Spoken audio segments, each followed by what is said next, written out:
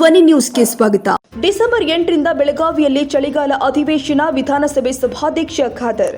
December 8ರಿಂದ ಜರುಗಲಿರುವ ವಿಧಾನಮಂಡಲದ ಚಳಿಗಾಲ ಅಧಿವೇಶನ ಸಂದರ್ಭದಲ್ಲಿ ಯಾವುದೇ ಲೋಪಗಳಿಗೆ ಆಸ್ಪದ ಕೊಡದಂತೆ ಅಧಿಕಾರಿಗಳು ತಮ್ಮ ಜವಾಬ್ದಾರಿಯನ್ನು ಸಮರ್ಪಕವಾಗಿ ನಿರ್ವಹಿಸಿ ಬೆಳಗಾವಿ ಚಳಿಗಾಲ ಅಧಿವೇಶನ ಯಶಸ್ವಿಗೊಳಿಸಬೇಕು ಅಂತ ವಿಧಾನಸಭೆಯ ಸಭಾಧ್ಯಕ್ಷರು ಆದ ಯುಟಿ ಖಾದರ್ ಫರೀದ್ ಅವರು ಸೂಚಿಸಿದ್ದಾರೆ.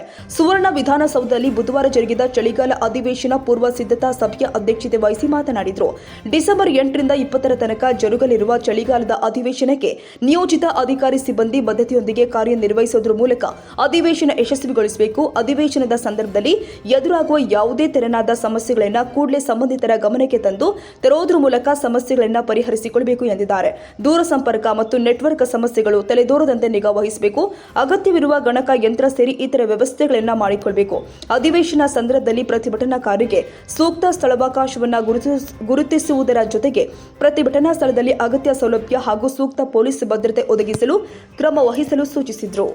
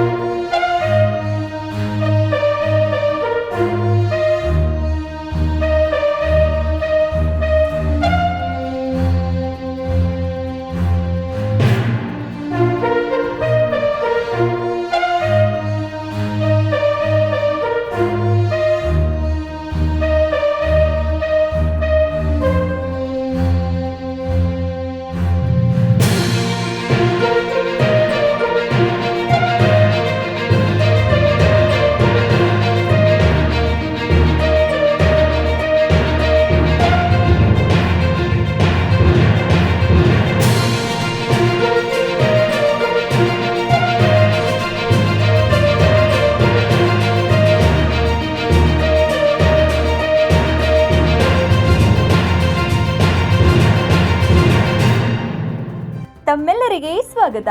National automobile Bagalkot. ನಮ್ಮಲ್ಲಿ ದ್ವಿಚಕ್ರ ವಾಹನಗಳ ಬಿಡಿ ಭಾಗಗಳು ನಮ್ಮಲ್ಲಿ ಆಕರ್ಷಕ ಬೆಲೆಯಲ್ಲಿ ಸಿಗುತ್ತದೆ. ನಮ್ಮಲ್ಲಿ Honda, Hero, Bajaj, TVS, Yamaha, Royal Enfield, tyres, oil, battery oil, ಅನ್ಯ ಇತರೆ ಬಿಡಿ ಭಾಗಗಳು ಸಿಗುತ್ತದೆ. ವಿಳಾಸ railway station road near Lakshmi temple, Bagalkot.